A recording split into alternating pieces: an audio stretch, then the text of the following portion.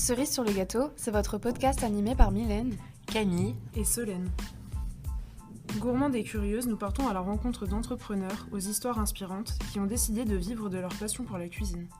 Notre podcast, c'est comme un muffin, doux et fondant à la fois. On ne s'en lasse pas et on n'en fait qu'une bouchée.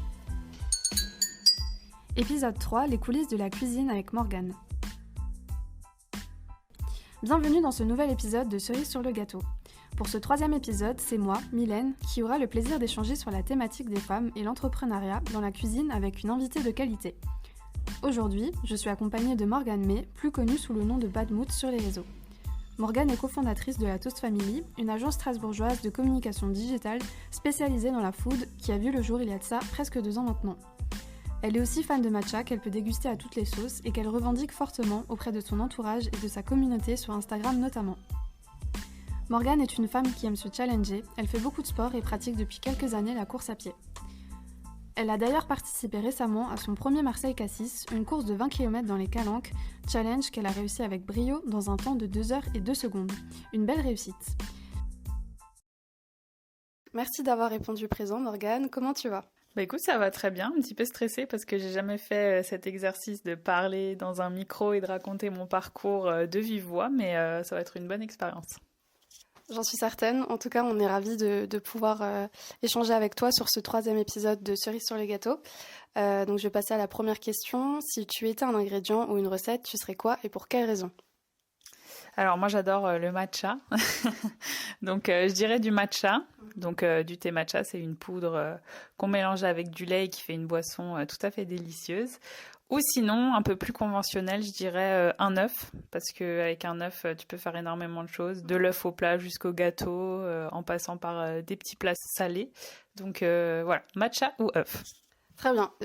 Pour le matcha, je me doutais un petit peu que tu allais répondre ça. Et puis l'œuf, c'est vrai que c'est assez intéressant aussi, parce qu'il y a ce côté polyvalent, justement, donc qui te représente aussi.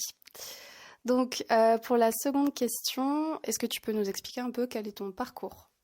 Alors, moi, j'ai commencé l'entrepreneuriat en 2017, donc à côté de mes cours. Donc, j'ai fait l'EM Strasbourg, bachelor et programme grande école. Donc, un parcours assez général dans la com, le marketing. Et en fait, j'ai toujours su que je voulais entreprendre. Je savais pas vraiment quelle tournure ça allait reprendre. Et du coup, en 2017, j'ai créé mon statut auto-entrepreneur où je faisais de la com et de l'accompagnement stratégique pour des petits commerces. Et en 2020, j'ai rencontré quelqu'un qui a changé ma vie, qui s'appelle Antoine. Vous le connaissez peut-être sur les réseaux sociaux, il s'appelle le Street Foodiste. Et ensemble, on a créé la Toast Family. Donc avant ça, on a beaucoup discuté, mais pas si longtemps que ça finalement, parce qu'on s'est rendu compte qu'on avait vraiment une passion commune qui était la food. Et notre but, c'était vraiment de travailler dans la food, de faire de notre passion notre métier. On a créé la Toast Family pour faire de la communication auprès des restaurants. Donc d'abord du community management. Donc, accompagner les restaurateurs sur tout ce qui est réseaux sociaux. Ensuite, on s'est développé avec de la photo, de la vidéo. Maintenant, on fait aussi du graphisme et on a plein d'autres projets sous le coude. Trop bien. Merci pour ton récit. C'était très intéressant et tu as un petit peu déjà répondu, mais comment tu t'es lancée dans l'entrepreneuriat et du coup, pour quelles raisons ? C'est grâce à Antoine que j'ai vraiment fait décoller cette envie d'entreprendre parce qu'avant, j'étais toute seule. Mais je me suis rendu compte qu'à 2, c'est vraiment ce qui me correspondait pour entreprendre. Et aussi, pourquoi je me suis lancée dans l'entrepreneuriat, c'est parce que j'ai osé. Depuis le début, c'est vraiment un mantra qui me tient à cœur, oser. Il ne faut pas avoir peur, il faut y aller. Et même s'il y a des gens qui vous découragent, qui vous disent « Non mais t'es sûre, c'est pas possible, machin », ben non en fait. Il faut oser un moment parce que si tu le fais pas, personne ne le fera pour toi. Donc c'est un petit peu mon mantra d'entrepreneur.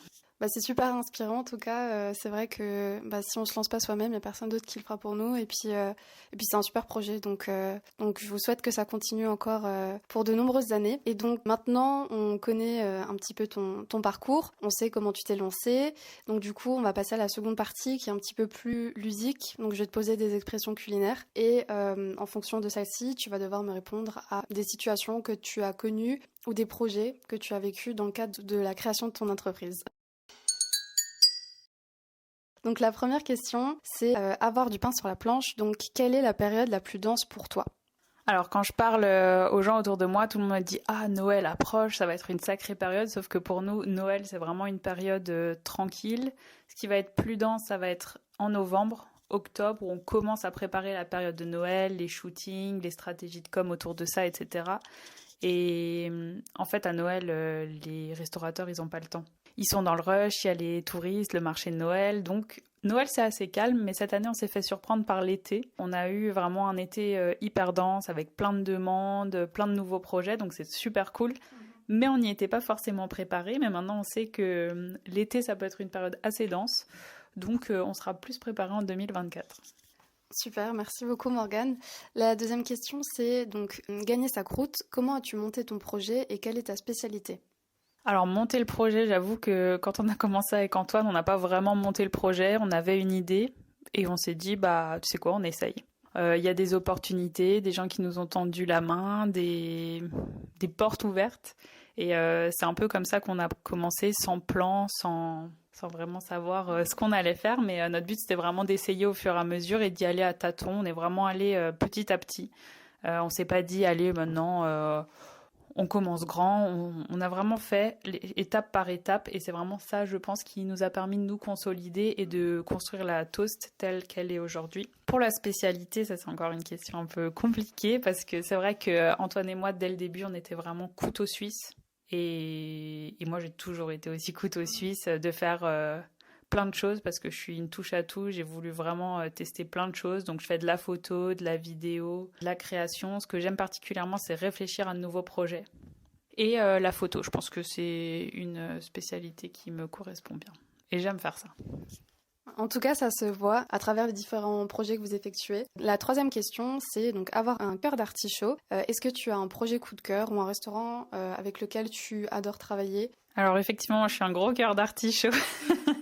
En fait, quand j'ai un nouveau client, je mets vraiment tout mon cœur, toute mon énergie parce que je fais ce métier avant tout pour créer une relation avec les gens. C'est ça que j'aime, aller les voir, finalement devenir plus des copains que des clients. Et c'est vraiment quelque chose qui me tient à cœur. On sélectionne aussi avec attention tous les gens avec qui on travaille. Par exemple, on ne va jamais aller travailler avec des restaurateurs qui font du surgelé, qui n'ont pas forcément de valeur, parce que nous, les valeurs, c'est vraiment quelque chose qui nous tient à cœur. Coup de cœur. Enfin, tous mes clients, c'est vraiment mes coups de cœur. C'est des gens chez qui j'aime aller manger, j'aime travailler, j'aime faire des photos, je suis inspirée.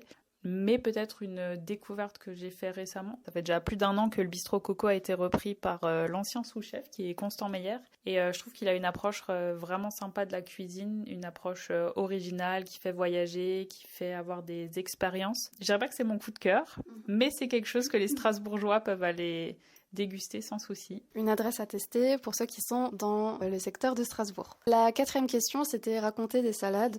Est-ce que tu as une histoire qui est un petit peu drôle à nous partager avec un ancien client ou un client actuel ou juste dans ton équipe ? Alors, drôle, oui. Enfin, c'est un petit peu épique. Du coup, Mylène, qui m'interviewe, a été alternante à la Toast au tout début du lancement. Et je pense que tu pourras en témoigner, mais ce qui me marque et on en rit souvent, c'est qu'au tout début, on n'avait pas de bureau. On se baladait de café en café à Strasbourg. Et du coup, moi, j'avais toujours mon petit tube pour le midi. Antoine, il était plus sandwich. Du coup, il fallait toujours sortir le midi dans le froid, que ça soit décembre, janvier, février ou juillet, où il faisait un peu plus chaud. Mais du coup, le midi, on mangeait toujours à cheval sur un trottoir. Enfin, on se faisait virer des endroits où il faisait chaud parce qu'on n'avait pas le droit de manger. Donc ça, c'est un petit truc drôle que j'aime bien raconter. Et sur le coup, c'était pas forcément rigolo parce qu'on avait froid, j'avais les mains congelées, etc. Mais maintenant qu'on y repense, qu'on a un bureau, qu'on est un peu plus posé, c'est un bon souvenir que j'ai envie de raconter. Et puis ça permet aussi de voir du coup l'évolution de l'entreprise, du fait qu'en l'espace d'1 an seulement, vous êtes passé d'une entreprise qui était mobile, on va dire, à des vrais bureaux et qui permettent encore aujourd'hui le développement de tout ça. Donc c'est trop bien. Et donc là, on arrive déjà à la dernière question. C'est triste. Donc du coup, on finit toujours avec celle-ci. C'est quoi ta cerise sur le gâteau ? Alors, dans la vie, je dirais avoir une bonne journée, m'entendre bien avec tout le monde et finir ma journée avec un run à Strasbourg avec un beau coucher de soleil. Dans le travail, je dirais que ma cerise sur le gâteau, c'est d'avoir une journée remplie avec plein de shootings, plein de rendez-vous, plein d'opportunités. Et voilà, c'est comme ça que je suis heureuse. Merci beaucoup Morgane pour le temps que tu as passé avec nous, c'était super intéressant et je suis sûre que nos auditeurs seront vraiment ravis d'écouter ton histoire et que ça va aussi permettre à certains d'oser, comme tu l'as dit dès le début, d'oser sur des projets qu'ils ont peut-être en tête. Et puis voilà, merci beaucoup d'avoir pu échanger avec nous. Notre podcast touche à sa fin. On espère que vous êtes bien rassasiés et que le parcours de Morgane vous aura donné l'eau à la bouche. N'hésitez pas à nous suivre sur nos réseaux sociaux, où vous pouvez découvrir nos actualités ainsi que les profils de nos invités. Et comme un certain Forrest Gump le disait, la vie c'est comme une boîte de chocolat, on ne sait jamais sur quoi on va tomber.